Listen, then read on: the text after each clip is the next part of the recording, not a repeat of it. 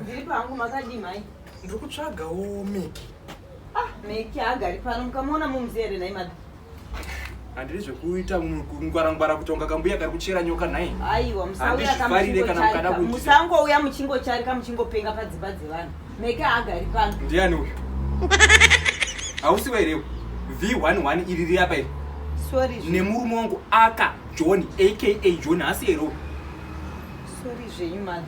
Sorry. Amina mwanangu. Sorry. Aiwa zvisi zvehondo kani. Imbomirai madha. Iwewe uri kuti iwewe uda kuedza kuita sei nemurume wangu? Unotiziva here ini? Madha. Ndinonzi Mai Mhosva. Mai Mhosva. Ndakatraina taekwondo. Iwe Amina kani. Amina. Siya mwana wangu kurumidza. Amina kani tauraona mai wako kani. Ndati uda kuedza kuita sei? Aiwa madha. Amina kani. Aiwa.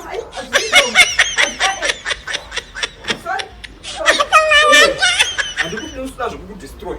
Mirai. Taura zvakaitika. Pandemic yacho handingaikwanisa. Taura zvakaitika. Mirai Taura zvakaitika. vakabata kuno. Ndokurwa nechokuslane. Vakabata kuno madeko. Ndokurwa nechokuslane. Vakabata kuno madeko, sorry. Rand Orton. Sorry yenyu madha. Rand Orton. Aiwa musandita chirend Orton. Taura Orton. Munondura. Chii chakaitika? Taekwondo yandaona. Vakabata kuno madha.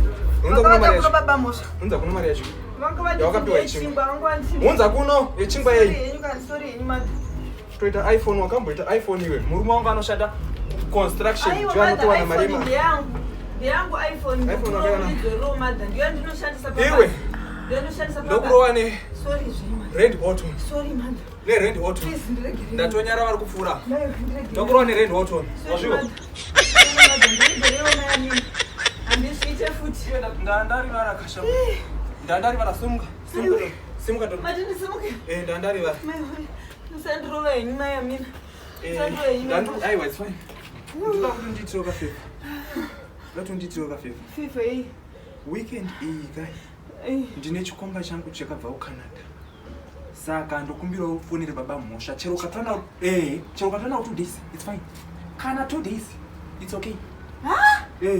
Madha, mirai. Saka nemondo iwe usara ndijairira zviwa. Unondidzosera kumashure. Mwari wangu ndosaka ndichingonzwa kuvaviwa zvisingaperi.